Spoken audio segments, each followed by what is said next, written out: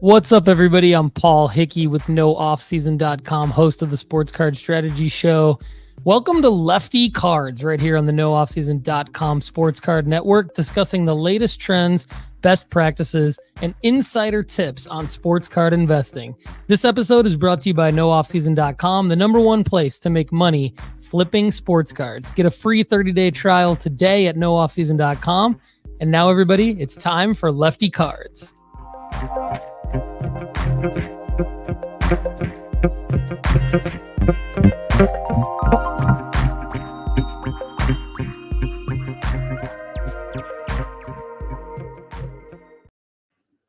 What's up? Episode 12 of Lefty Cards at NoOffSeason.com, part of the Sports Card Network here, and we've got a action-packed episode for you here in episode 12.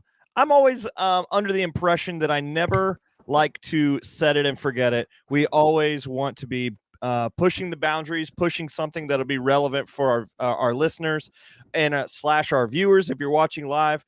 First off, before we go any further, I appreciate the fact that we have a live and active listener base at Lefty Cards and at NoOffSeason.com.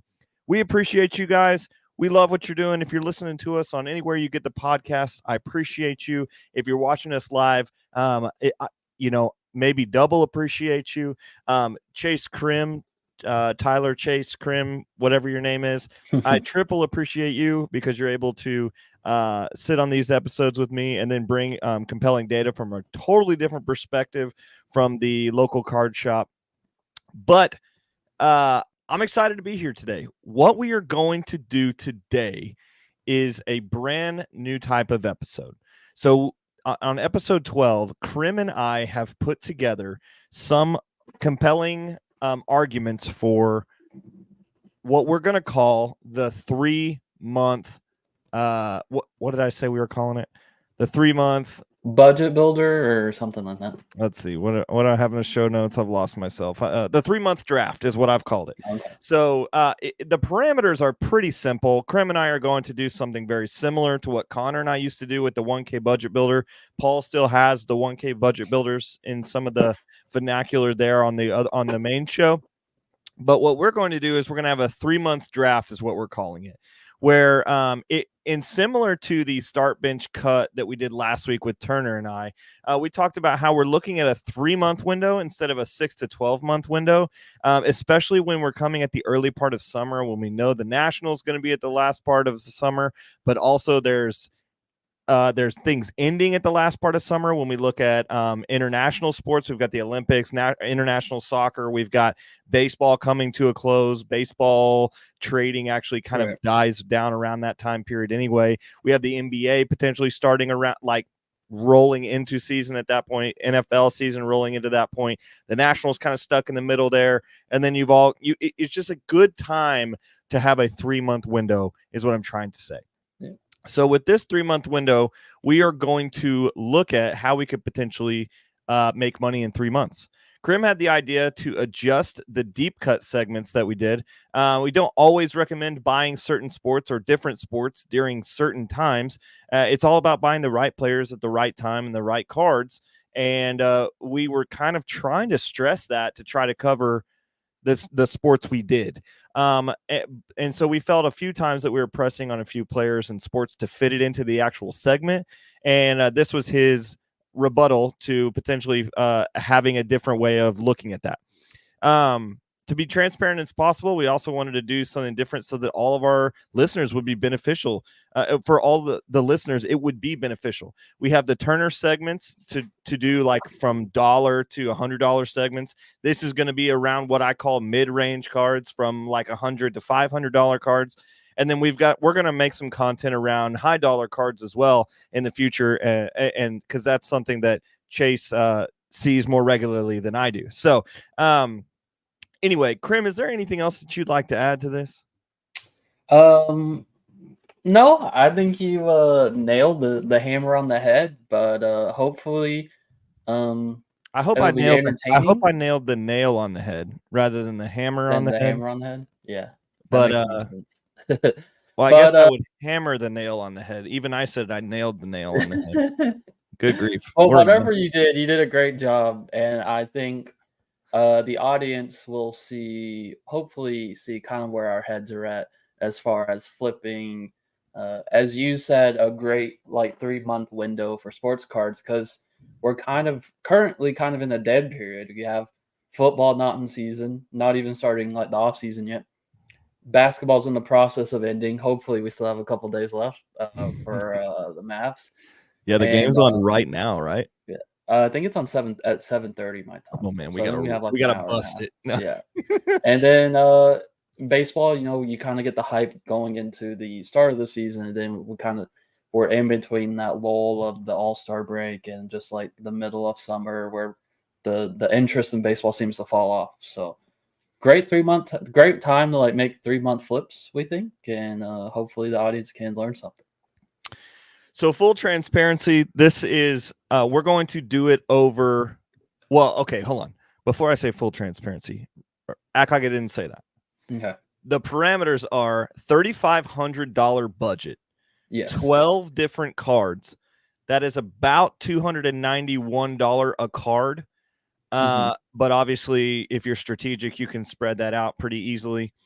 Yes. Since I was literally coming up to the wire with this show, and I still actually don't have one position player in my, like, I still am missing one card, so I'm going to be doing that while we're talking, which should be interesting. But I honestly have no idea where my budget is, so I might have massively overshown it. So we'll see. But like I said, we had the interner segment to discuss the lower price points. Mid-level cards is what we're going to be explaining here in our 3-month draft segment. Okay, so you're probably wondering, well, what's the organization of it? So the organization of the 12 cards will break down like this. We will have 3 basketball cards, 3 baseball cards, yes, 2 quarterback cards, 2 football skilled position cards, and then 2 other cards. Now, this, I will have to admit, Chase came up with the way that these 12 cards are breaking down, because this is not how I would have broken down the 12 cards, because I think it's heavily outweighs my skill in the sports that I'm not good at, but I was able to stretch, I think, and make good decisions. Obviously, my competencies are in baseball and soccer, and soccer doesn't even have a category here unless I put them both in the other sports, baby. Which is what I did. But also you have some interesting other sports on here. So I do. And I won't go there first, but it'll be unique. So I think even thinking about football skilled positions was difficult for me. Like, because like, I mean, we've talked about this over the last couple of weeks, especially when you were talking about how some of the RPAs don't reflect some of the prices of some of their high dollar inserts and things like that, like kabooms and like a kaboom or a color blast should never be as much as like a true National Treasures RPA. There you go. So I kind of just made the smartest decision I could, and like, I don't really do anything in that market, so I'm just making a smart decision, trying to like put all my stuff together and be like, I think this would be a good investment. Probably not, because I've never done it before. So I also think you're selling yourself short. That's fair. Maybe because you've nailed some basketball plays. When you do talk about basketball, you usually nail them. So, well, I will be honest, I played basketball pretty conservative, because I was just like, I want to make a 3-month win, and I really think there's one player that I would do that with. So I actually took one player with 2 different cards in his portfolio. So I will say basketball is probably the hardest to do for the next 3 months. Yeah, that's true. I mean, because you've got to figure out who are buyers and sellers, and I mean, it's crazy. You know, people know basketball and they can hold for 3 months. You know, like, nobody's looking to sell basketball right now because like, oh my God, you know, they can just be like, 3 months isn't that long of a time. I'll just hold it. But anyway, all right. Without further ado, we'll jump in today's segment, but we're going to hit the first commercial first. And the first segment that we are going to do is baseball cards. We're going to start off strong. We're going to start something off where Krim actually has learned a ton. We'll just put it that way. And and we're learning different segments together. But if I would say like we have certain power areas, like if we had like us matched up on a tail of the tape, you know, Right. you would be the favorite. I would be the underdog, I think. For baseball? No, just in general. Overall. Oh, yeah. But baseball and other sports will probably be your. Oh yeah, I'm gonna have to beat you in the first and the Yeah. fifth round, basically. Yeah. The second and third and fourth round, you're gonna just slay. All right. Although you did see my answer, so you might do a little copy. I did not copy any of yours. So, all right, let's jump to the first commercial. What's up, everyone? I'm Paul Hickey with NoOffSeason.com. Why should you subscribe to NoOffSeason.com's premium membership? Do you like the content on this show? Want more? Well, a free 30-day trial membership at NoOffSeason.com gives you a Friday edition of the Sports Card Strategy Show called The Overflow Show. It's a premium podcast for members only every Friday, and you can ask an unlimited amount of questions to build your sports card investment portfolio, and I answer them for you. I put in the work, research, and do the analysis, give you the best possible answer so you can increase your chances of making money flipping sports cards. And if that's not enough reason to sign up for a free 30-day trial today, you get Sports Card School, tons of premium members-only articles, and our new formula-based sports card rankings to help you find the cards with the best ROI to make money in the hobby. Sign up today at NoOffSeason.com. Thank you for the 56 seconds, Paul, because I figured out who my second player in the position players are going to be. So, but we're gonna go through baseball first. So, Krim, do you want to do this 3 and 3, or do you want to go 1 1 1 1 1 1? We can do 1 1 1 1 1 1 1. 6 ones. Have more time to like pull up like our next one we're gonna be talking about. All right. Or that be hard with switching the screens on and off. I'm gonna do my best. Actually, you don't need to see my Spotify. But we're going to do my. Let's just do 3 and 3. I feel like All that right. might be easier with the switching screens. That's fine. So this is your first one. So why don't you go ahead and talk about him? Yeah. All right. So my first one's going to be a James Wood versus Bowman Chrome Auto. Specifically, since we're going into a budget, we're going to be specific with each card. And so trying to fit in the budget, I'm doing the base refractor auto out of $4.99 and a PSA 9. And it looks like the sales are averaging at like $400. There is one higher sale that Market Movers was showing, but when you click on it on eBay, it like disappears. So I just think they haven't. Is it this 475 sale? Yeah. So if you click on that, it also comes up as a PSA 992 on eBay, which is weird. But if it's just a buy it now that probably didn't get paid for, and Market Movers hasn't cleared it out of their app yet. Yeah, because it's back online now. Yeah, and there's multiple sitting on eBay at like $450. So I'm going with the last two on my end, say 400. So I'm going to go with the 400 and 401. I'll take that. So James Wood, as we've mentioned in multiple podcasts before, probably the best bet for prospects getting called up this year that haven't been called up before. What makes you like him?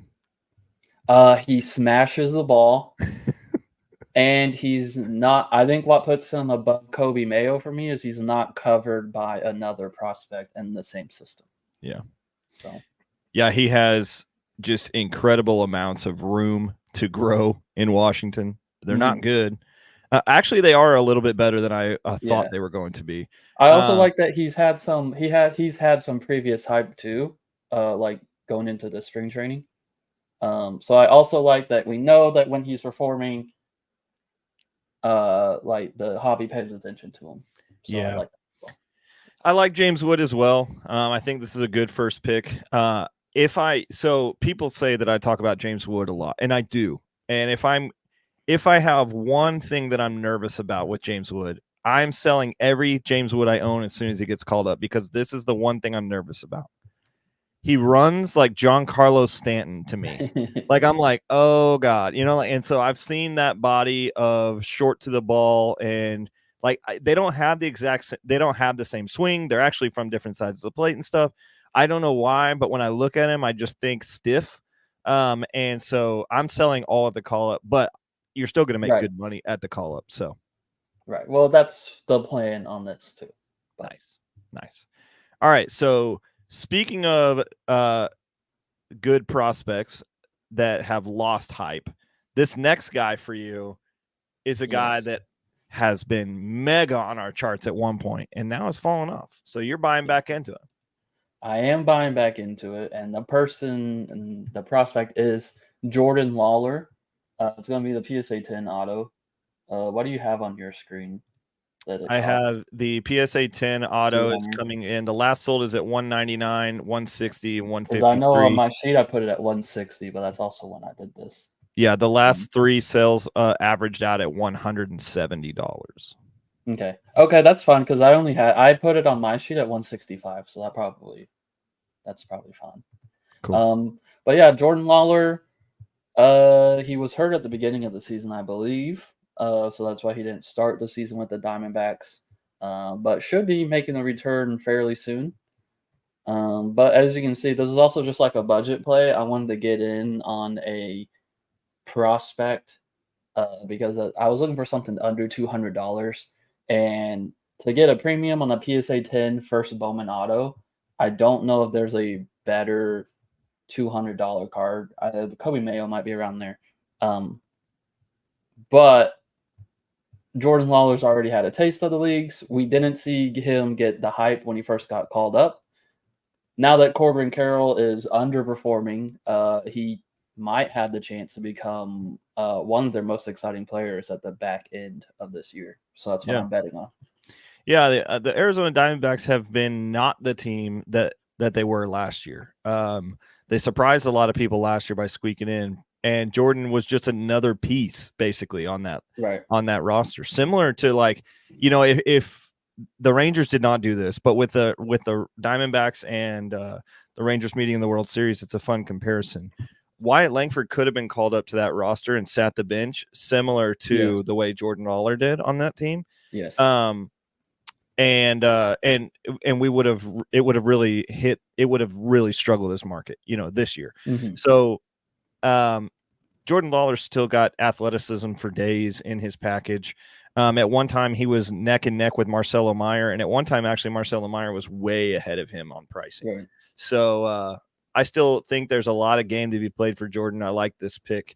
And if you go back like longer on this chart, it looks pretty good in your favor. So, like he's got some room to grow in what I've seen recently. So yeah, at 170, not a bad play. It is a play that we're not normally making because he's already been called up, but because of his situation, you can see how under $200 is a budget play to make a safe 3-month flip on this kind of a play. And that's also a good intro for my third guy. There you go. Because my third guy is also someone who has debuted. Almost like I knew it was coming. Who is it?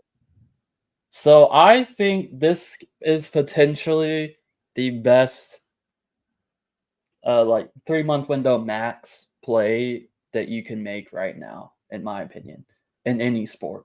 And that is going to be Jason Dominguez, first Bowman Chrome auto, PSA 10. This is I'll make up for it on the Lawler on my budget. This is actually my most expensive card that I'll be talking about today. And I have it at 805. We see the last comp there, 787 on Market Movers. So that makes up for me being low on the Lawler, right? Yeah. The last 3 sold together are 804. So you're $1 off. Oh, $1 off. There we go. And I'll put that down as you're good at negotiating that $1. So perfect. Thank you. Your charisma will get you $1 discount. So Jason Dominguez is back from his very gruesome injury he suffered last year. Yeah. But that most people takes a long time to recover from because he tore his UCL, right? I think that's what the injury was. Yeah, he had Tommy John surgery for an outfield. Right. But he's back in the minors. He's already progressed through 3 levels of minor leagues in about 20 games, like 20 to 30 games. And he is smashing the ball, Kendall. He is smashing. And it's just so interesting because a lot of heavy Bowman prospectors were out on Jason Dominguez before he debuted. But then obviously he debuted. He hit, 4 home runs in 8 games, and the rest is history. So I expect Jason Dominguez to make a major addition into this already amazing Yankees offense later on this year, whenever he does get the call up. And honestly, there's no point in him being in the minors at the way he's hitting. So, yeah, I think we've seen how hitters can do well coming off of this surgery. Bryce Harper, Shohei Ohtani twice, and then like, not that Jason Dominguez is quite those two dudes yet, but I'm saying as a hitter, you can hit with this injury, and the Yankees can afford to be strategic with him. Unfortunately, he's going to have to play the field because Giancarlo Stanton cannot play the field. So that's why they've kept him down there, is they have to be 100% sure he's not coming up as a DH. He's coming up as a fielder, because they've already handicapped themselves into a player who is horrific in the field. And so he's got to come back ready, and he can't play right field either. And arguably can't play left. So, he's going to have to play a either strong left or a weak center field, which is going to be tough. You just have to be really ready. Like, a center fielder, when he's throwing the ball, doesn't throw the ball 100 times a game. It's not the same as like, okay, can he pitch 60 pitches instead this year, or this game instead of 100? Can we work him up? You don't know if it's going to be a triple that's hit out into the alley that he's going to have to stroke one to second base. It could be one throw in 3 innings that, and his body just has to make sure he's ready for it. So I think that's where the delay is. And I think that would be important to monitor, as if he keeps hitting the way he is, he might actually force the Yankees' hand. Yeah, I mean, that's having to put Stanton in the field, because there's no point in having this dude at AAA. So. And the real thing is, like, Stanton in the field would not be their first play. Right. Rizzo not playing first would probably be their first play. Yes. Rizzo hasn't worked out to the exact thing that they thought they were going to get. I mean, he's still nice, but he's not nice with it like they thought he was going to be. Right. That short porch hasn't been as friendly as they thought it was going to be for Anthony Rizzo. So he's just not the Rizzo that he's been on the Cubs, and so it's like that would be probably their first play rather than putting Stanton in the field. Good Lord, that sounds like a nightmare. So Stanton has made quite the introduction today, by the way. I don't think I've ever mentioned Stanton on a show, and I've mentioned him twice now. So okay, so write down these. Do you have a sheet of paper in front of you? I have a notepad. That's all right. Like on my phone. Oh, okay. I was like, is that not made of paper? Sorry. I have a legal pad. That's what they call it around here. Okay, so write down 420. Wait, no, 400. 400, 170, 70, and 805. 804. Okay. So where are you at for your baseball section? 1370.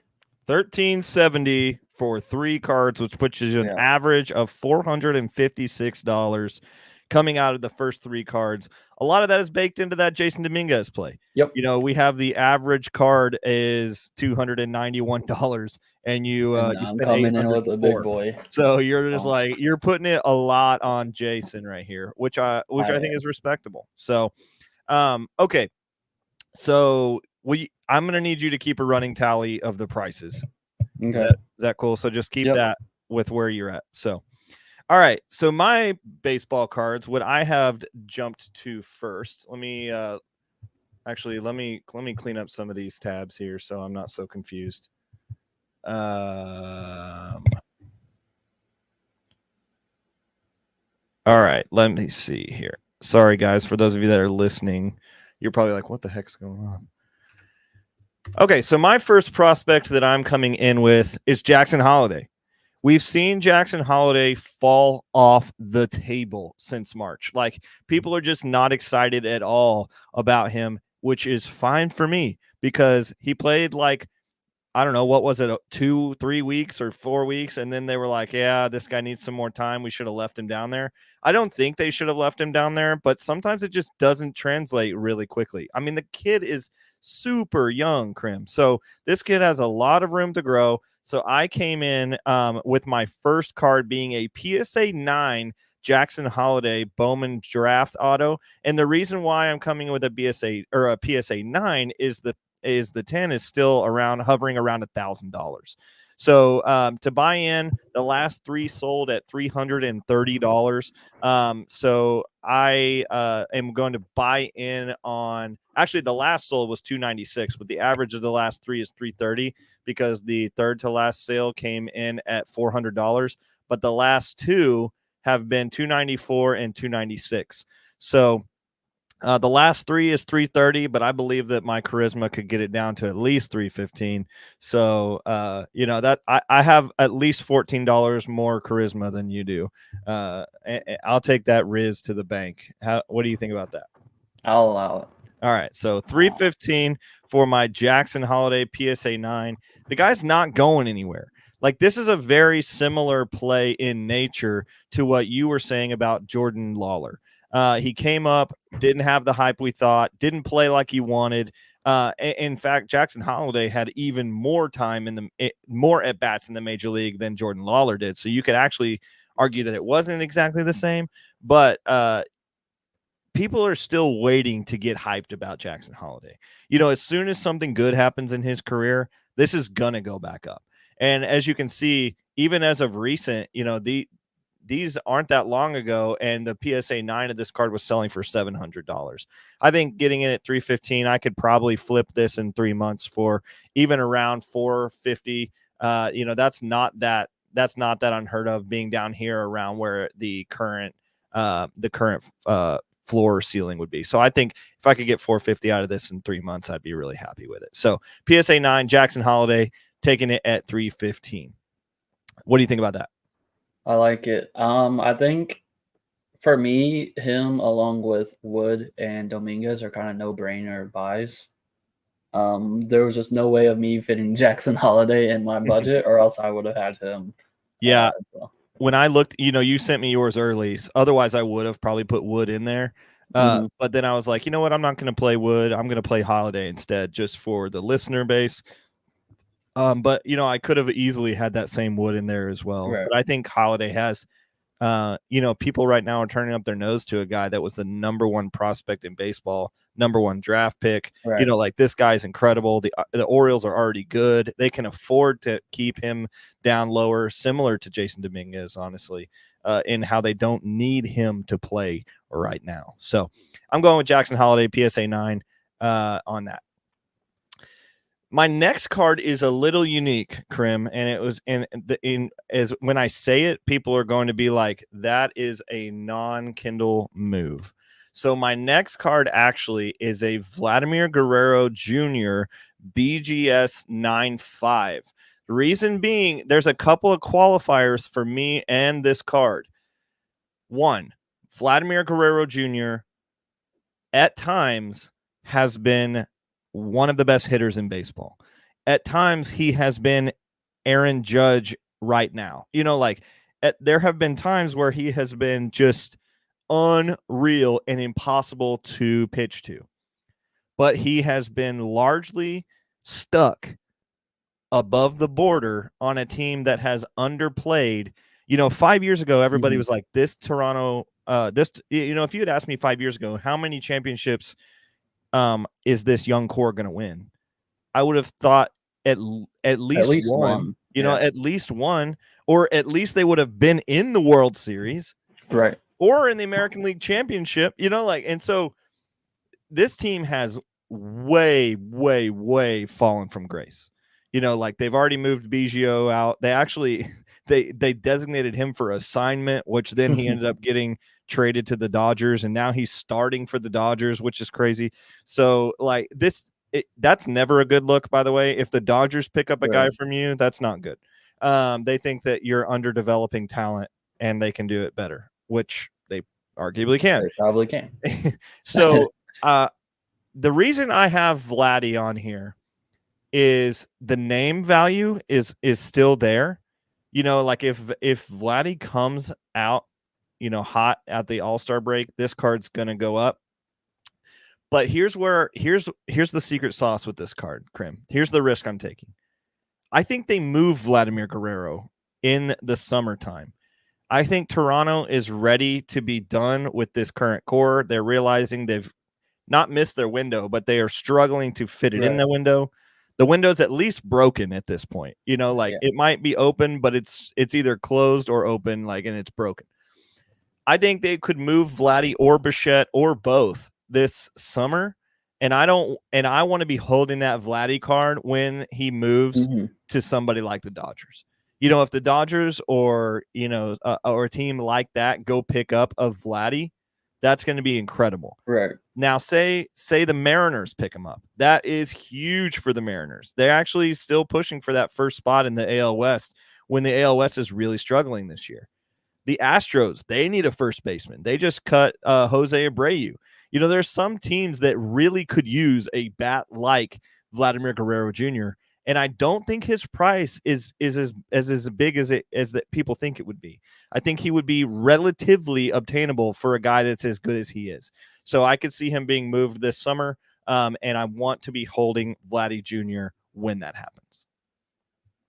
I like it. And you're buying in at the floor on the last 365 days. So just buying Vladdy Jr. on his floor with potential trade upside alone is interesting.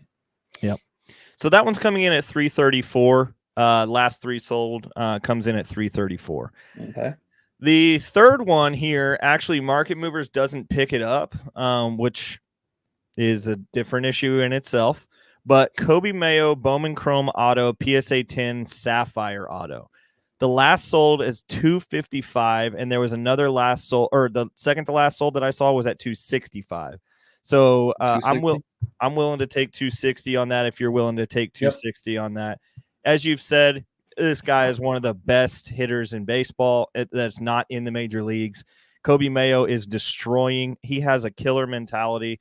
All you have to do, if you guys are wanting to just listen to a good podcast, go to the call up that is produced by Just Baseball, and Aram Layton interviews with Jack McMullen. He interviews Kobe Mayo about his time in the minor leagues, him potentially in spring training earlier this year, his thought process on it. The guy, he's the definition of got that dog in him, Chase. Like, he literally thinks no one is going to be better than him in the league. Right. And I like that. There are guys in the major leagues that are like, I'm happy to be here and I'm going to make a cool $13 million in my career, and I'm just going to keep playing baseball. I like what I do, but I don't love the sport. But no, Kobe Mayo has that Mamba mentality of like, no one is going to be better at the sport than me. And that usually means this guy's got a lot of room to grow. So I'm going to take Kobe Mayo Bowman Chrome Sapphire Auto, PSA 10, last sold at $255. So we're going to go with $260. There's not much I have to say about this guy, but I think that's a really I don't think that would have been the 3 baseball card lineup that people would have thought I was going to go with. A prospect that has already been called up and fallen from grace, a player who has been in the major leagues for a long time, and Kobe Mayo, who does have some concerns around Gunnar Henderson and Jackson Holiday and whoever else he's going to have to play around. So I think Kobe Mayo is, for me, the third at $255 or $260. Right. So where am I? Lineup. That puts you at 909. 909 divided by 3. That's $303 a card. So way under your 456. But I actually don't think I'm going to hit the under because I took some liberties in other categories. So All right, let's hit a commercial and we'll be right back. Kendall, are these people ready to start grading their sports cards? CGC Cards is the perfect place to slab your favorite sports cards. From their crystal clear holders to their affordable pricing, CGC Cards is the perfect stop for your grading needs. Go to cgccards.com to start grading today. All right, so welcome back to the Lefty Card Show. Just a quick recap if you are coming back in, if you paused it for a while and you're coming back from a lunch break or something. We've just covered baseball. We've covered 6 cards. Krim had 3. I had 3. The quick rundown of it is Krim had James Wood, a refractor PSA 9, I believe is what you went with, a Jordan Lawler, Bowman Chrome Auto PSA 10, and a Jason Dominguez Bowman Chrome Auto PSA 10, coming down to the average of $456. Is that correct? Yes. $456 for his first 3 cards. My first 3 cards were Jackson Holiday PSA 9, Bowman Chrome Auto first, a Vladimir Guerrero Jr. 2016 Bowman Chrome Auto BGS 9.5, and then a Kobe Mayo Bowman Chrome Auto PSA 10 Sapphire, and that comes out to 303 average card bought.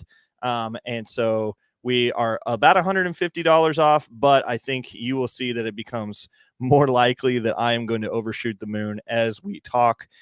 So we're going to go into basketball cards next. This is where I will say I have had a history of success, but I would not say that I am confident. Let's just, right. The saying, even a blind nut finds a squirrel, I feel like maybe I'm not the blind squirrel, but legally blind, maybe, I can see shadows, I'm like, that guy looks good. I have been pretty lucky with basketball cards, and maybe I am okay at it. But what I will say is I picked 3 very conservative plays here. So I'll go ahead and do mine first, since we went with yours first on basketball. You do yours, and then I'll share my screen for my basketball, since I know we had some issues. Yeah, it was pretty difficult to search some of these. Something. So yeah. Uniquely, he had 3 cards that I could not find. So the market movers did not compute on these 2. Market movers is good for liquid cards, right? Yeah. And especially when you go to high or low number parallels, market movers really struggles. So, okay. So my first card, we've talked about this card a ton. We've talked about this card at length on our show. We've talked about this card in the formula. We've talked about this card in different areas of the Sports Card Strategy Show. I've bought this card twice.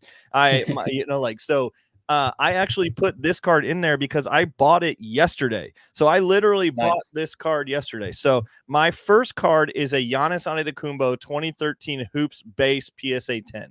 The market movers actually is pretty kind to this card. I know that Turner bought one yesterday for around 200, and I bought one for around 200, and the last sold on here says 169 for 2 of them. So the last 3 sold. The average for the last 3 sold is somewhere, but I put 200 because I paid 200 yesterday for my card. So I am going to go a little bit above comps for this because I think this card has run to go for a $300 card in 3 months. And I just love where Giannis is at. I think he's one of the best buying opportunities of his career is where we're at right now, in my opinion. And so I put Giannis Hoops 2013 PSA 10 base as my first card. What do you feel? What do you think about that? You have any rebuttal? You want me to jump straight to my second one that kind of plays off of this? You keep going, and I'll just give my response after the 3. All right. That way we can get this train moving. All right. So my second card is the same card, 2013 Hoops, but I'm going to extend and go for the gold here. I'm going to, and I legit mean go for the gold. So I am going to go for the 2013 Hoops gold PSA 10. And the last sale change came down to 371, but the last 3 sold average to 415 because the third to last sold was 485, which is quite the difference from a 371. If you can buy in at that 371 right now, I think you've got to snag this card. I'm going to give it to you at 375. All right, 375. There are some out there currently for sale, but they're $599, $600, $900, and $900. So, people know what they have with this card. But if you can get this at $375, which in this scenario I can because it's my show, and so I'm gonna go ahead and get not only the base 2013 hoops card of Giannis Antetokounmpo, but like I said, I think it's one of the best buying opportunities of his career right now before the 2024-2025 NBA season starts. And I believe that this card is also going to come home with me. So say hello to a gold Giannis Antetokounmpo at $375 for my second card. My third card, I am going over budget as well. So my third card here is I am going back home to what I know best. I am coming in with a Shai Gilgeous-Alexander silver prism, and the last two have come down under $500. The last two have sold for $481 and $485, and so I would be totally willing to buy in at that price point. The last three sold, if you average those together, is the last two is $483 average together. If you add the last $590, right, then that obviously pulls it way up. But I'm going to go with $483 here, and because it's an average of the last two sold. And that third one, that high one, was when he was in the playoffs, so let's not count. Oh, well, there you go. So we're going to go with an SGA silver because this pop count is nice. It's coming in at 637, and you can get it for for like a pretty good price point when you look at where he's at with other like guys in his echelon. Like I saw a graph actually from PSA Silvers. I think it might have been Sports Card Investor that put this out, but they said PSA Silvers, highest to lowest, or like a graph. And Shai was like 7th or 8th on that list when I think he should have been probably 3rd or 4th. And so that ultimately I think Shai has room to run, and Oklahoma City is going to win some championships in the next couple of years, I believe. And I'm not going to want to be holding that. Plus, I think in 3, I don't know what the Thunder are going to do with this draft. I think they actually could.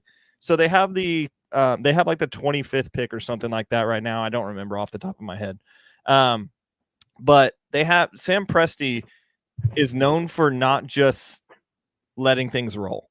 He's either going to acquire more picks or he's going to trade up. I think we have a lot of players that are just outside of a starting lineup that he could pair to trade up in this draft for a big-time center.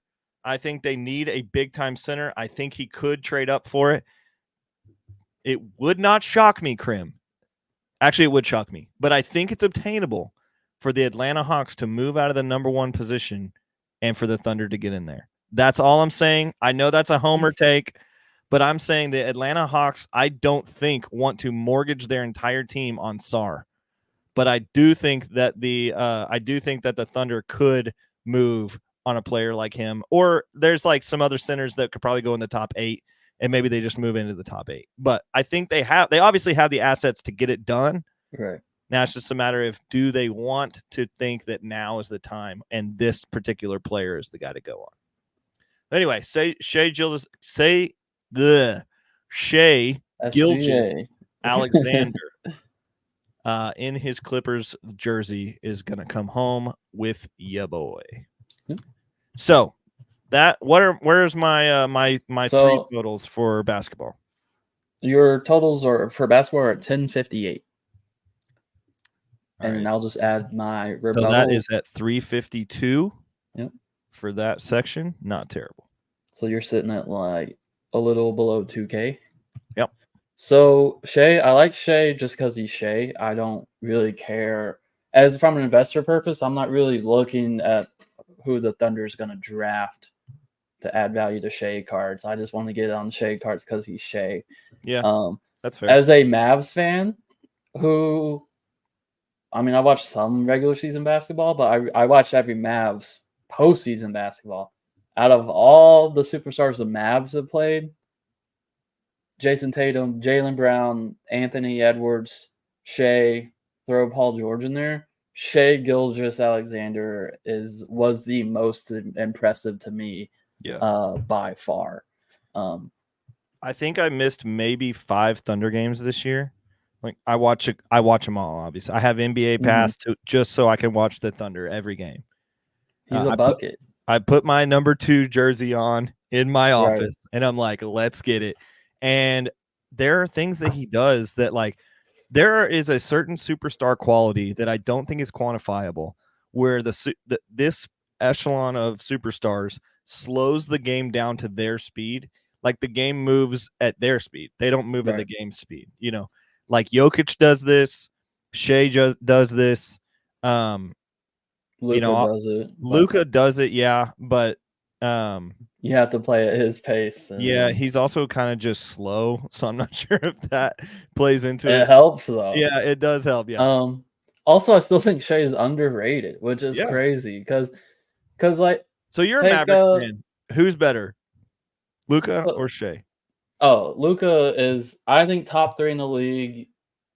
You could argue whoever you want at 1, but I think they're all European. I think it's Luka, Jokic, Giannis, in whatever order you want to put them in. Okay. But I think the average NBA viewer would put Shea at like 8. And he should be at 4. And he should in be my at opinion. 4. Like Anthony Edwards started playing good in the playoffs, right? Which he still had some bad games in the first 2 rounds. But after his good games, everyone was saying he's the future of the league, right? Mm-hmm. Meanwhile, Shea drops like 30 every game against Dallas, doesn't get talked about. And then Anthony Edwards didn't show up at all against Dallas. You want to know my worry for Shea? Is that he's too nice. That's what I was thinking. He's like quiet too. He's Kawhi and Paul George-esque. Incredible basketball player, but his market is going to struggle because he's not controversial. Right. Like a Luka or a Anthony Edwards. And you're not going to have Stephen A. Smith talking about Shea. Right. You know, like you're not going to be talking about how somebody thinks Shea is overweight, you know, or whatever. You know, like all the other guys in the top 5 probably have somebody. And Giannis is this same way to a degree. And you've seen him kind of become a little more bombastic in his latter half of his career. But like he was this way where he was just Giannis and he was just happy to be there and he was dominating people and then picking them up and smiling with them when you know, like he was dunking on people and then picking them up, you know, like Shea's kind of that way. But we'll see. We'll see how that goes. All right, so those are my 3 cards. Overall, what do you think? I like it. Double investment in Giannis. Do you think it's too scary? At a 3-month window, possibly. Like I'm down for buying Giannis like later on into the offseason, but at the beginning of the offseason, I think there are potentially better plays in theory work out for me. Now, whether they play out better, I don't know, but Giannis is a safe pick, obviously. But cool. As I just said, he's a top 3 player. So I'm gonna do my 3. I'm gonna share my screen. Go ahead. With the audience.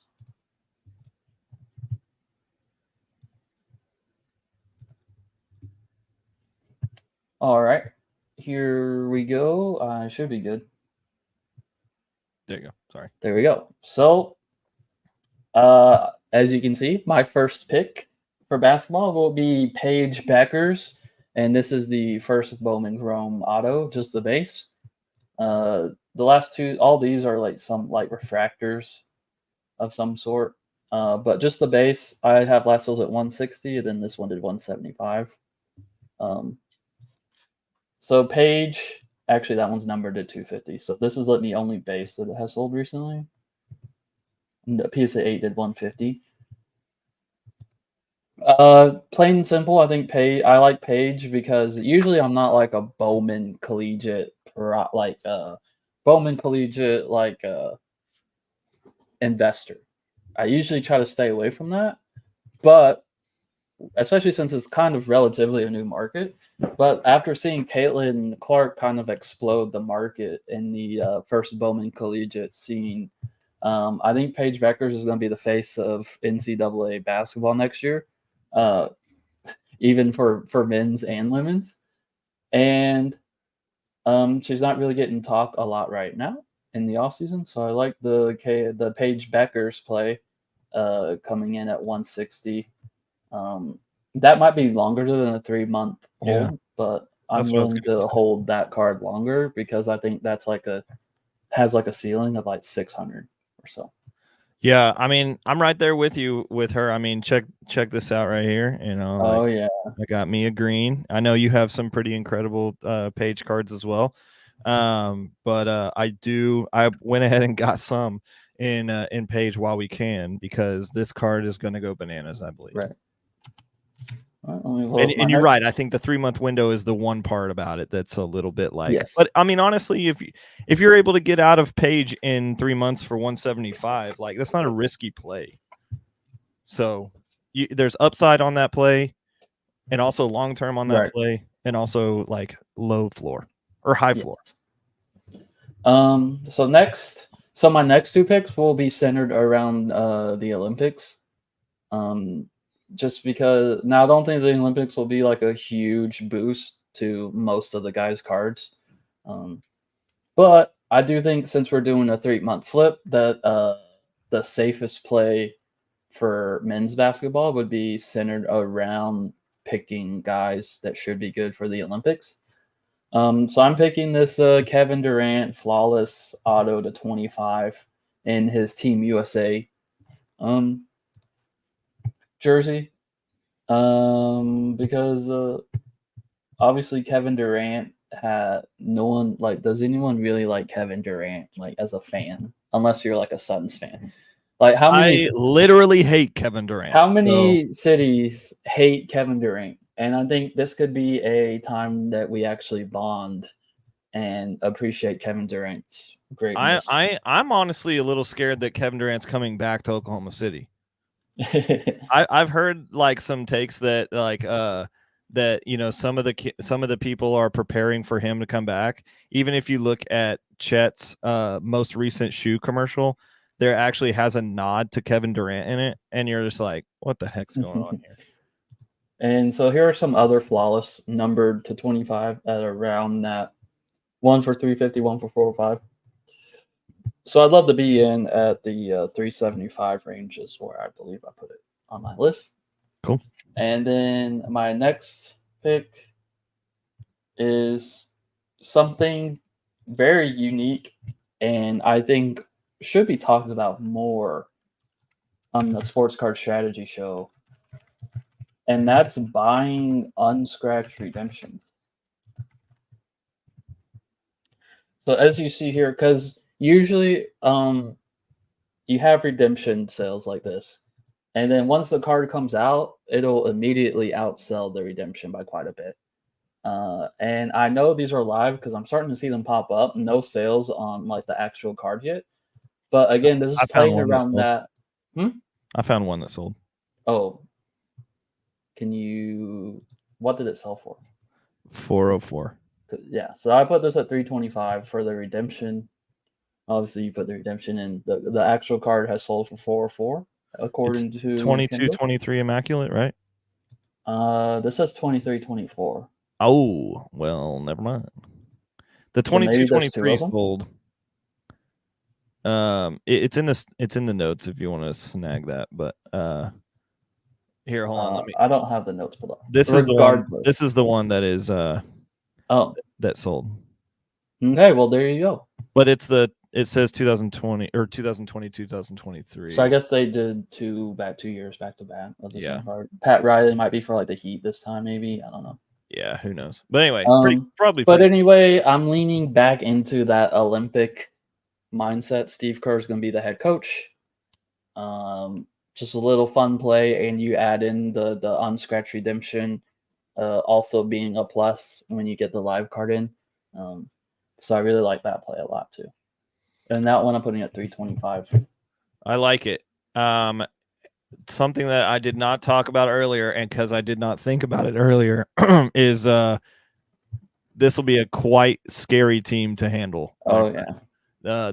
If Shea leads this team to being who it's a lot of people's dark horses for the Olympics as well. That card could go pretty crazy. So, could, but I mean, like, you just never know with tournaments like this, you know, Right. like, I mean, I'm not asking you to go out and invest in Kelly Olynyk, so, you know, don't do that. There's some guys on this team that you're just like, okay, you know, they are NBA players, but can they Right. hold a candle to whoever?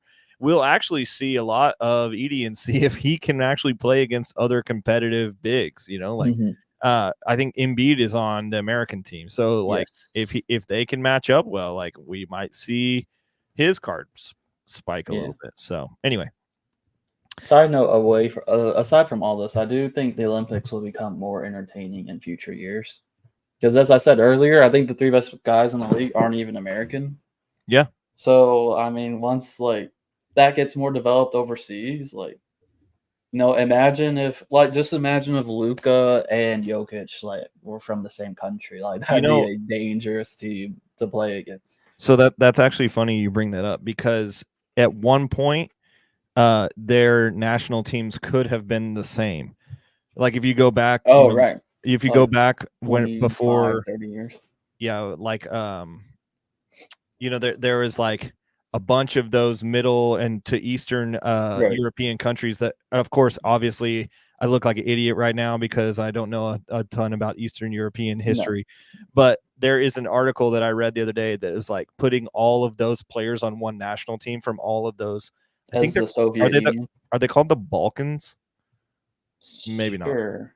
Anyway, so But like basically like the ex-Soviet Union yeah, it's like countries, all of if they those were all regions. one, Yeah, it was pretty crazy. you'd Like have like Jokic, Luka, and Porzingis Yep. just off the top of my head. Yeah, and then you would have also guys like Vucevic and some other players like that. Yep. It's just like it gets kind of wild.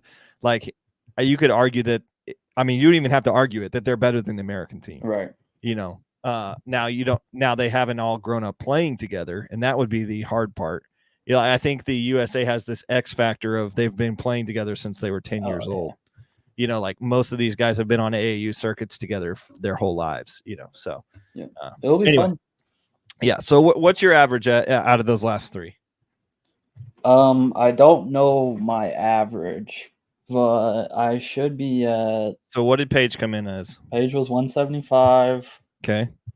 Plus 375 for the KD. Uh-huh. And then plus 325 for the dual for Pat Riley. So 875 total. Okay, so 875. Your average card value is 291 in that section. Yeah, so much lower than baseball. Yeah. But again, that's kind of where I said at the beginning of the show, basketball is probably a harder 3-month flip right now out of everything else. Yeah. But, all right. So we have finished basketball. We kind of zoomed through that one. So let's go to another ad and we'll be right back. Yo, Lefty, we use a lot of data, don't we? Well, I just want everyone to know that they can get the same data we get by signing up at marketmoversapp.com. Sign up at marketmoversapp.com today, but use the promo code NOOFFSEASON to save 20% after a free 14-day trial. That's marketmoversapp.com, promo code NOOFFSEASON. All right, creme de la creme. Is that actually that's Cody's call sign? But anyway, we're gonna move to quarterbacks. I'm gonna let you go first. These are back to back. You know, we'll have two quarterbacks, so I don't mind if we even go back and forth on this one because there's only 4 cards. But let's pull your first one up to the stage. You've got a young gunslinger here. I do. So I actually thought of this. Shout out to the Sports Card Strategy Show. I believe y'all talked about y'all put it on a graph with this card, Will Levis Silver Prism. Yep. And then I believe it was AR. Yep. But I thought it was interesting because Bryce Young was lower / on the same level as Will Levis. Oh, that was me and Turner last week. Okay. So I just think as the number 1 pick, and a guy who didn't play well at all last year, it's not going to take much for this card to go up. Yeah, I agree. And with AR being at his price compared to Bryce Young has a lot of room to catch up to him. And so, like, what is Bryce Young? Obviously, this is just a 3-month flip, but Bryce Young wins 6 games this year, and his prices should go up, right?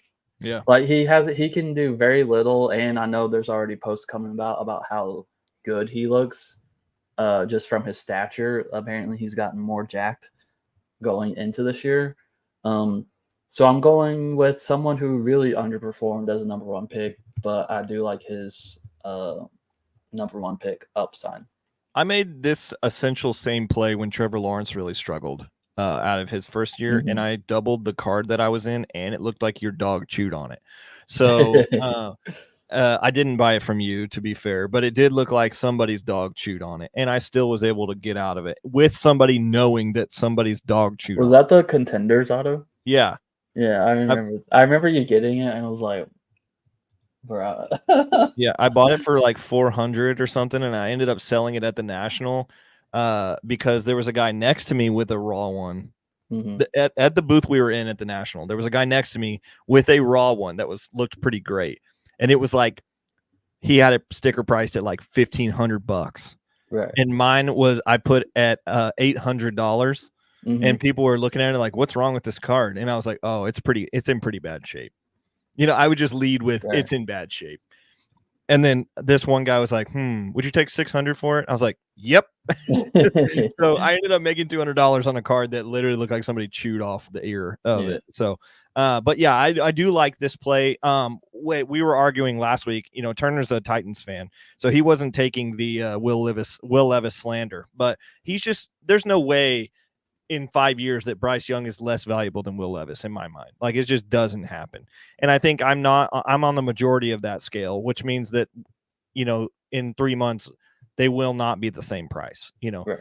People are still willing to buy into a sophomore or rookie slump from a first round draft pick.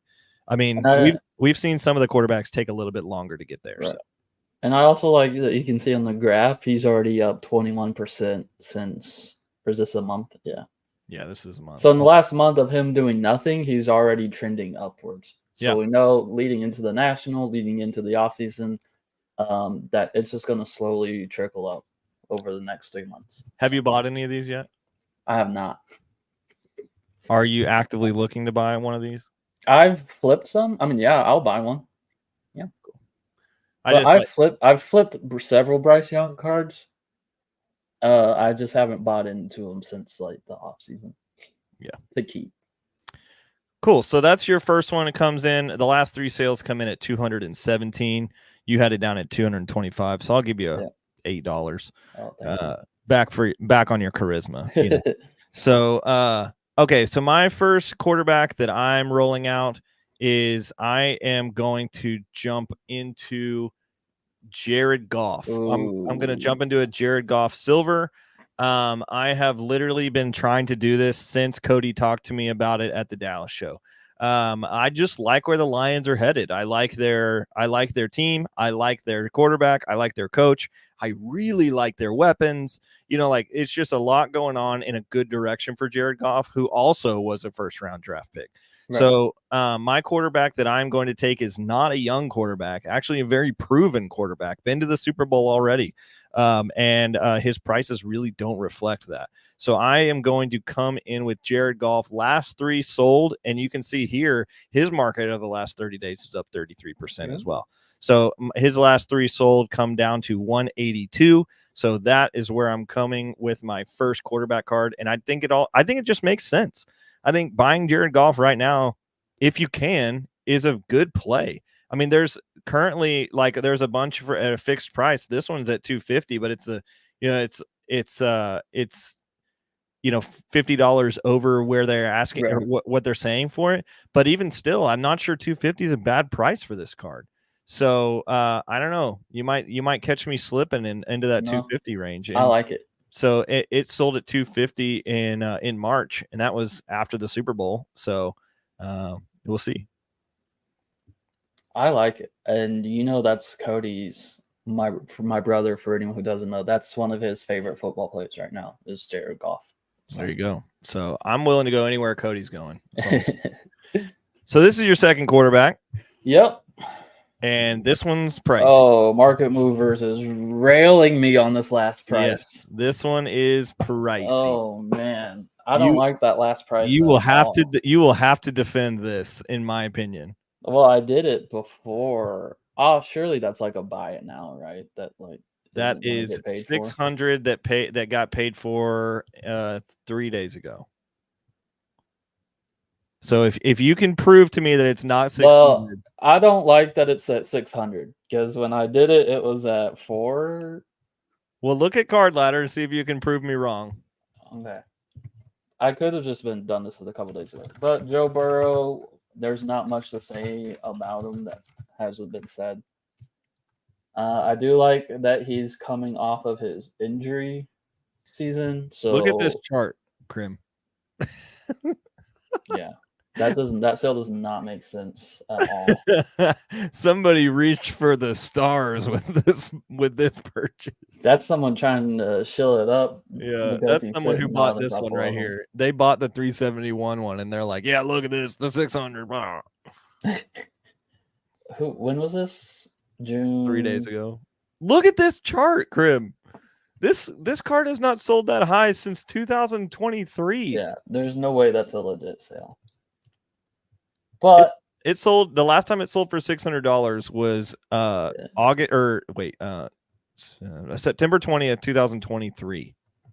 this is why you look at all the comps whenever you're buying cards, because you could be at a show, right? And you can pull this up and you could really overpay on the Optic Hollow Joe Burrow PSA 10. That even if you're paying under that comp, you could still be into it for $550 when the actual comp is like $4.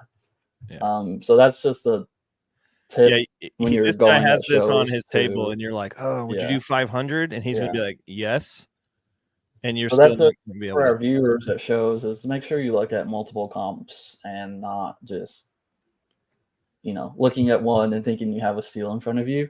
Because what's going to happen is a couple days you're going to come home from the show and then race from Card Ladder because it didn't get paid for, and you're going to be like, no, I'm holding this card. I'll give it to you at, let's see, what's the last 3 before that? I'll give it to you for 425. How about that? That's fine. But again, Joe Burrow, there's not much to say about him. Obviously, he can be one of the best quarterbacks in the league when he's healthy. I'm trying to snag him when he's coming off of an injury season, like many years for him in the past. But it's just a 3-month window. I'm hoping to get out of this card before he even plays a snap.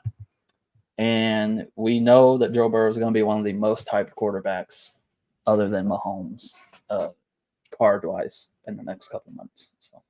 Yeah, I think this graph would obviously look a whole lot better if this $600 was not on here, but I don't think $600 for this card in the long term is off the table. Like it's definitely he's gonna have to rebound big time, but I don't think it's like the most stupid buy ever. Right. But I do say, like, if you can get in this at 425, the average of the last 30 days is 437. Then that's way more obtainable for this card, because apparently someone is willing to pay $600 for this card, which whether it's a shill or not is gonna convince other people to be at least mentally to know that this card is going up. And Joe Burrow is a quarterback that can do it at the highest level. People love Joe. So with your Bryce Young, Joe Burrow pick, you've made 2 high upside plays here. So we're going to run over to my second play, and I think you're going to be surprised by this. Aaron Rodgers. Yes, I am going to the ultimate villain of the Sports Card Network, Sports Card Strategy Show Network. Like, absolute villain from Paul's point of view. In my perspective, I don't see how this card doesn't go up in the next 3 months.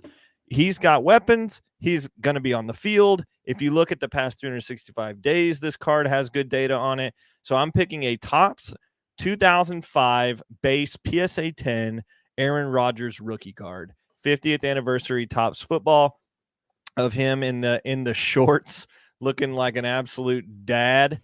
Like, what is this? What shoes is he wearing, dude? Like, I never even seen those. But he's looking strong, looking fit, looking much younger than he does now. So I still think that Aaron Rodgers is going to play well this year, assuming that he doesn't get injured on the first play. from scrimmage. Right. But I'm willing to bet on both of these guys being better or more pricey than they are currently right now. I even think Aaron Rodgers at the National is going to be a lot more expensive than he is right now. The last 30 days, he's already up 8%. And I watched ESPN for a little bit while I was working today in the background. And on Stephen A. Smith, and also I was also watching Fox after one of the Euro games. And what's that other guy's name? The guy, oh man, what's his name? It doesn't matter. Anyway, he was talking. They both had different segments about Aaron Rodgers. And so he's going to be in the media. He's going to be talked about quite a bit. Of course, he's going to say quite a bit because that's Aaron Rodgers. And so I think it's a safe play right now to buy in on good old A-Rod. Hey, controversy sells. So, like I said, and you're going to have people like Paul who hate him, but you're on the flip side, you're going to have people like me and Cody who absolutely love him. Yes. So you're basically when that happens, like look at Caitlin Clark. Like Caitlin Clark's also in that same thing right now, as well as like some people aren't sold on her WNBA stats so far. But I mean, Aaron Rodgers is one of the GOATs of all time. Like the goat of goats. He's up there. It's Brady, him, Manning, as far as like people I've seen play. I like it. There you go. So Krim likes it. Stamp of approval. Apparently Cody likes both of these and players. I like controversy. I like controversial players too. And he just left for another silent retreat. So he's gonna be back and better than ever. He's gonna be back and blazed. That's all I'm saying. So the last three sold for this card come in at $235. So I have a 182, and a 235. So my average is 208 on the quarterbacks, and your average is, what did I give it to you at? 475. Is that what I gave it to you? I was high on my Bryce Young and I was low on my Burrow. I had it at 225 and 400. I think I was like 10 to 15 on both sides of those numbers. But what did I say? What was the last one? 450. I think I said 425. So we gave you 425 on the Burrow, and then 217 on the Bryce Young. So you're at 321 for your quarterbacks. So how are we looking so far? Pretty good. Do you have going back? If I did this again, I'd put more money in my quarterback side of things, but. It's all right. We'll see how it goes. You and Jason Dominguez are going to ride off into the sunset, whether you like it or not. Yes, sir. In 3 months, if Jason Dominguez is still in the minor leagues, it's going to be rough. Great for me.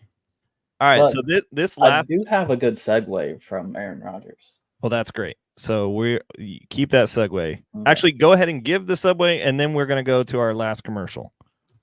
If we always like talking about if you like the quarterbacks and they have a good receiver to be thrown to, it's not a bad thing to dip your toes in both guys' cards.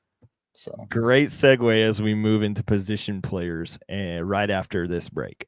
Yo, Lefty, we use a lot of data, don't we? Well, I just want everyone to know that they can get the same data we get by signing up at marketmoversapp.com. Sign up at marketmoversapp.com today, but use the promo code NOOFFSEASON to save 20% after a free 14-day trial. That's marketmoversapp.com, promo code NOOFFSEASON. Did I already play that one? I don't know. All right, me neither. So we're probably gonna we're gonna hit this one just in Lefty, case. We say that breaking is not necessarily a sports card strategy, but there's a lot of great things going on Whatnot other than breaking. They now have singles auctions and an improved overall experience on their platform. I want everyone to know that they can get $15 free on Whatnot by joining Whatnot through this URL. Go to whatnot.sportscardstrategy.com. That's whatnot.sportscardstrategy.com. Lefty, back to you. You're doing some things on Whatnot recently, aren't you? I am. I was just going to say, use the code Paul just gave you and buy some use cards some from of that Grim. money and check out Roadshow Cards on Whatnot. I'll be live on there tomorrow and Thursday. Man, So. that's great. Also, this just come down the hopper yesterday. Turner is an approved seller on Whatnot now. So I don't know what that's going to look like, but my boy in Turner is moving into Whatnot. So, all right. We are going to put position players and other cards together. So we'll do position players, position player, and then we jump over to me, position player, position player. Let's try and nail this out so we can go watch the Mavs make a epic comeback. Right? Totally forgot. Are they already losing? No, the game hasn't started yet. Don't look. Okay. It starts in 15 minutes. So we have 15 minutes to bang this out. All right. Hit it. What's your first one? Do you have my graphs for this one? Yep. I'm assuming you want to go to this one. Bang. All right. Look at that. So there you go. Obviously Justin Jefferson and Garrett Wilson. There's your transition from Aaron Rodgers. The last all data. We've got 2 sales of this card. Right. I will say the Garrett Wilson one, there is a out of 15 that's not the Ruby, and I was doing that one. But I know Market Movers isn't the best for looking up obscure cards. Yeah. But I also want to show the audience, like, hey, you can dive in on this Justin Jefferson Purple Shock PSA 10 auto, which, full disclosure, I was going for the Optic Hollow, but I had a little more money at the end of things, and so I bumped this up to a Purple Shock. I like the color match, slightly less pop than the Hollow as well. That's a sick card. I mean, that just looks like a card Justin Jefferson would be proud of. Yes. And then the Garrett Wilson Flawless Auto I had at $200, but it was a different variation than the one that's on the screen now. Regardless, I just want to show you guys that, like, yes, it's good to do Prism Silvers, Optic Hollows, because, like, those are liquid. But for $200, you can also dive in and get a Flawless Rookie Auto, which long term will probably hold up better. So I like these 2 guys. Justin Jefferson's probably the best skill position player to put money in. That's like the guy that pops up in your head when you first think of investable non-QBs.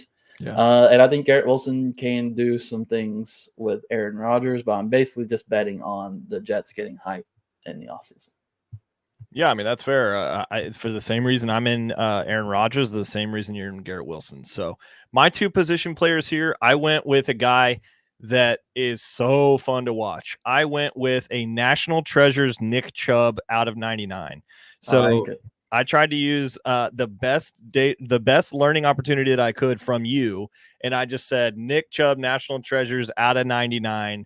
Like, this is what I want. And I have a card very similar to this, actually, that I bought from Jimmy's Roadshow. It's the 3rd card I ever bought, ever.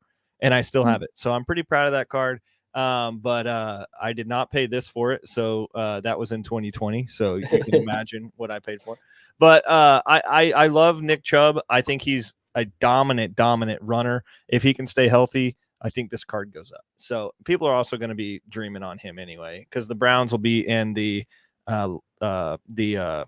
what's it called? That show that's coming out. Hard Knocks. Yes, Hard Knocks. So Nick Chubb, everybody loves him. People love Nick Chubb. Like, people don't even have to be Browns fans for you to be jacked about Nick Chubb, because he runs people over. So that's my one guy. My other guy is another Nick Chubb. Another Nick Chubb. No, that's not what I went with. I'll take 2 Nick Chubbs, please. I don't have it pulled up, but for the sake of time, I won't worry you with pulling it up. But I'm going with Stephon Diggs. I'm going with Stephon Diggs from the Bills to the Texans, and I'm going to believe CJ Stroud is going to be able to give him the ball. So very similar play to Justin Jefferson in my mind. Before Justin Jefferson was Justin Jefferson, we had Stephon Diggs. And Diggs also comes from that Minnesota Vikings team. So it's kind of crazy that they both were there at one point. Stephon moved away for Justin Jefferson, obviously, goes to the Bills, and his market is probably not any higher. Like, he's in a low spot right now, especially because of all the media around him. Mm-hmm. So I'm going Diggs, RPA 9 out of 99. and I believe it was like 160, but you'll have to check me on that. Okay. I trust you. But that's where I'm going with. So I'll let it slide. a 149 Chubb and a 160 Stephon Diggs is what I went with my position players. How off am I on the Diggs play? I don't know. Like obviously Stroud's someone that's gonna get hyped, so I don't think it's terrible. I just think Diggs lost some people just with his like typical wide receiver, like being a diva on the field. Like if you're not happy with Josh Allen, then like who are you gonna be happy with, Yeah. But he is excited. He's an exciting player with an exciting quarterback. So I mean, do you think it would take very much for his market to go right back up? probably not. I mean, he scores 2-3 touchdowns in the first couple weeks, dude. You are not going to hear the end of it. The problem is, I don't think a lot of people, like fantasy wise, are projecting him to be the number one. Yeah, that's fair. Because of Nico Collins just came out of nowhere last year. Yeah, Nico did come out of nowhere, and Tank Dell is going to eventually. He'll eventually be back. But so maybe that will help his attitude, though, being around other great receivers, because he didn't have any of those in Buffalo. It was him and Gabe Davis holding it down. And he did play well with Adam Thielen, if I remember correctly. So. Yeah. All right, so those are my position players, and they come in at. Do you have your averages up? Mine was 200 and 200. Yeah. So mine is 149 and 169. You got those on the list? Nope. Come on, Chase. I didn't have I thought you were keeping track once you started saying them. I also don't have your quarterbacks. All right. Quarterbacks is 182 and 235. 182 plus 235. So that put you at 417. And then your skill positions are, what were they? 139 or 149 and 169. Puts you at 318. So overall, you're at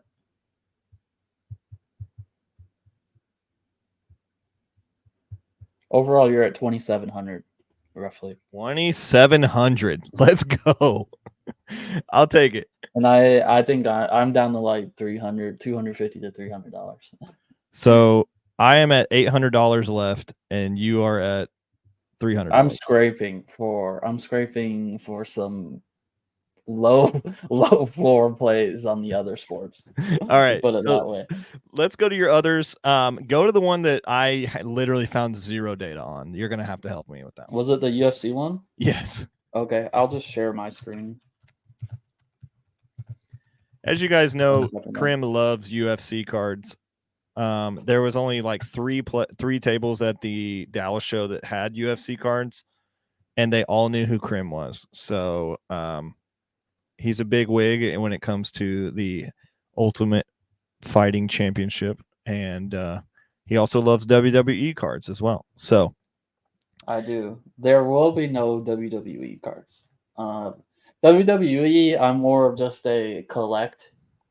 That's a save and play type thing. Yeah, I have no I buy WWE cards just because I like them, and I have no intention of them going. I don't think they're gonna go up. But UFC, I do think you can make some investment plays on UFC. So I'm just gonna share my screen. Yep. This brings me to your first play. Your first other card. So this is what I was doing for my other card. I had it at $80. The sales kind of vary. But it's just the base. This is a rookie card of Alex Pereira. If you haven't been keeping up with UFC, Conor McGregor was supposed to fight at the end of this month. He pulled out because of injury, and they are replacing him with who I think is the most entertaining UFC fighter on the roster, and that is Alex Pereira.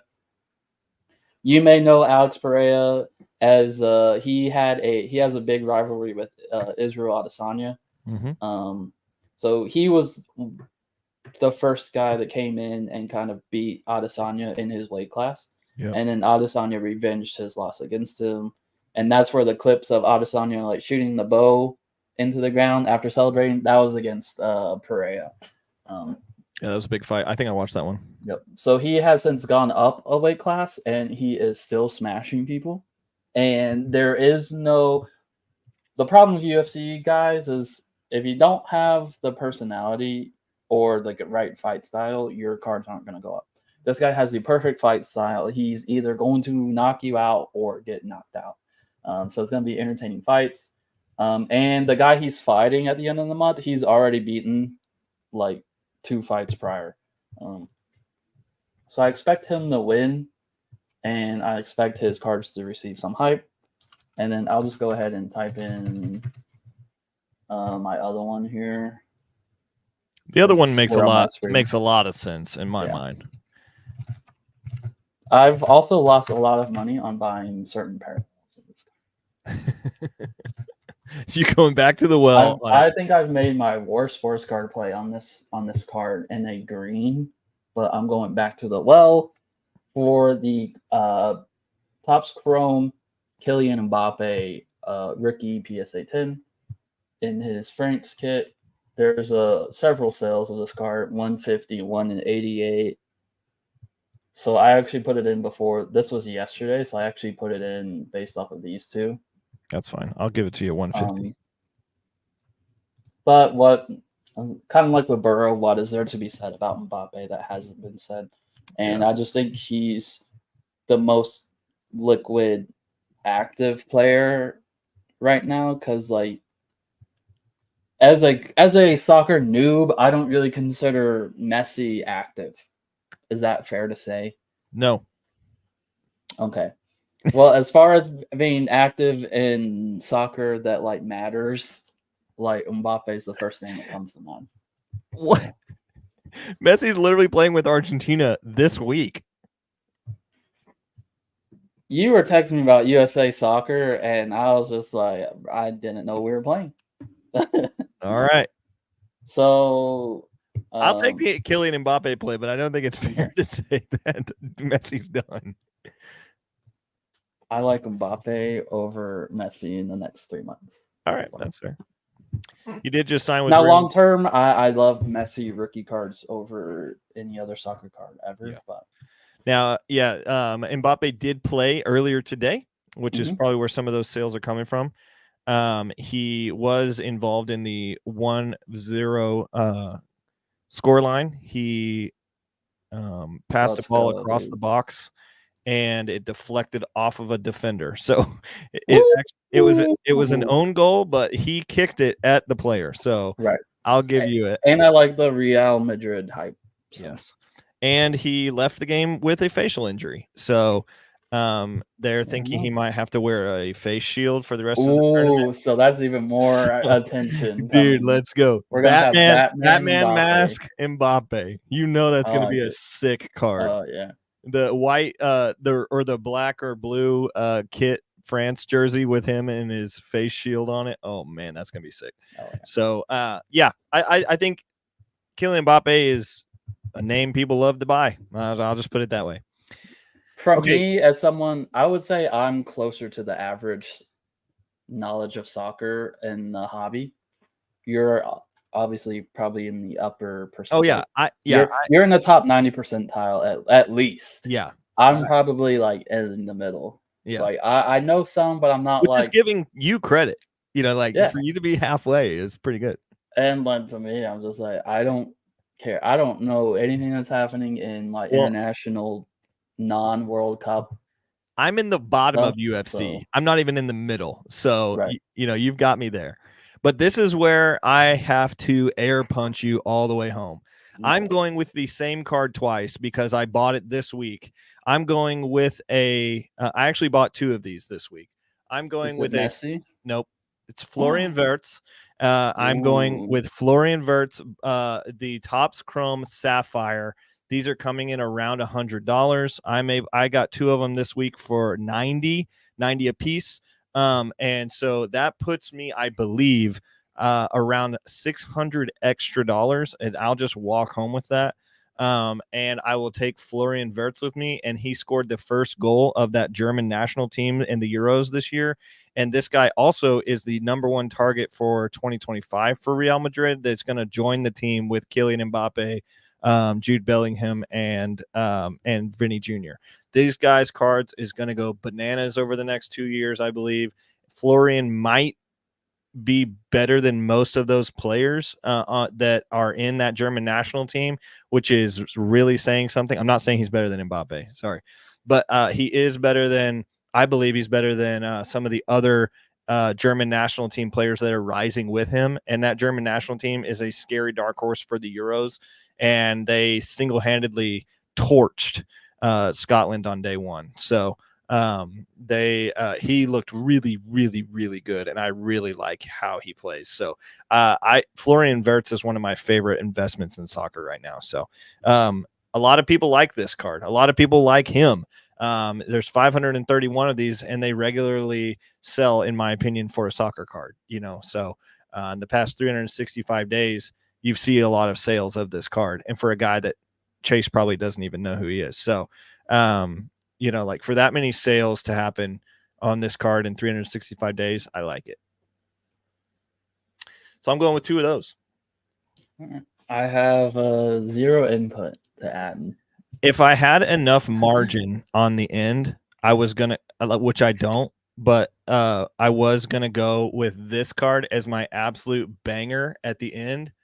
I was going to go home with one of these bad girls. The 2014 Prism World Cup matchup coming in at $985. So I would have to either go with $100 over budget or $185 over budget and no Verts, or 2 Verts and $600. So I'll take 2 Verts and $600.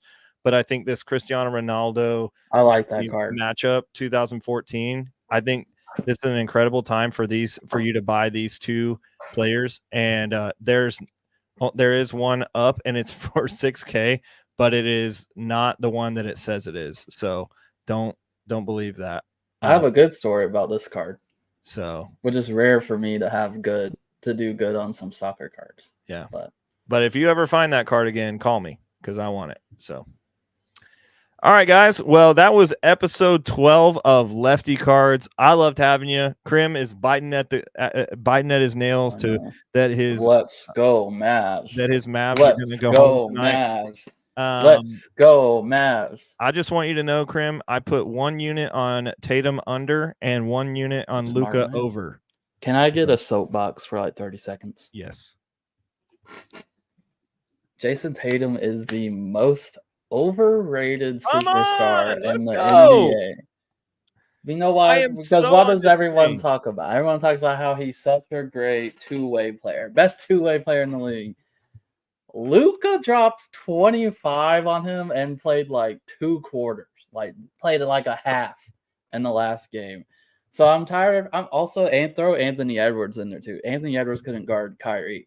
So I'm tired of these two-way superstars that people say like they'd rather have them over Luka because Luka's torching them. And then Jason Tatum in general is overrated. And if he wins finals MVP, I might vomit watching it. So that's it. Thank you, though. I needed to get that out. Whew, man, what a moment. What a moment. I do think that if the Celtics end up wrapping it up tonight, I don't think Tatum will win the MVP. I think it'll be Jaylen Brown. Hear me out. Jerry West just died. Jerry West has been the only player to win finals MVP on the losing team. Can we make a case for Luka? You can make a case, dude. Sure, but can we make a case for Luka? I don't think it's going to happen. I don't think it's going to happen just because of the game that we're in today.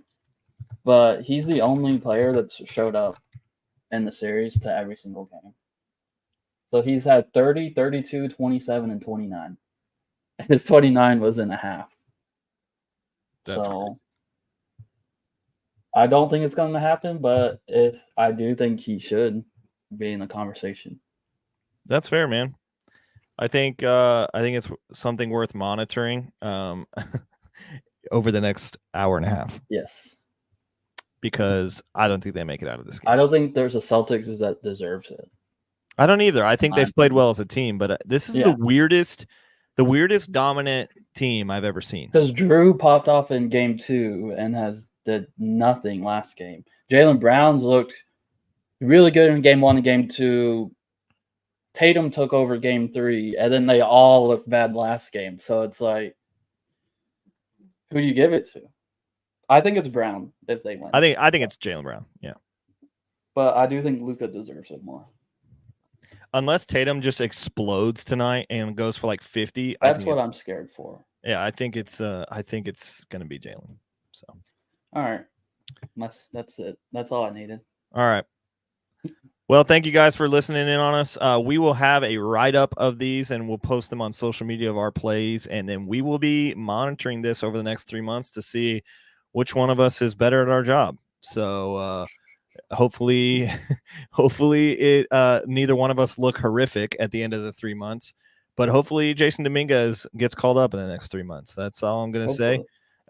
But we look forward to seeing you guys next week, and enjoy your summer breaks, and enjoy some good weather, and enjoy some good sports. See you later. Peace. Lefty, great work on today's show. Thanks for supporting Lefty Cards, part of the NoOffSeason.com Sports Card Network. Get a free 30-day trial today at NoOffSeason.com to check out our formula-based sports card rankings to help you make money flipping sports cards. Subscribe to Lefty Cards on YouTube and follow us on socials by visiting leftycards.com.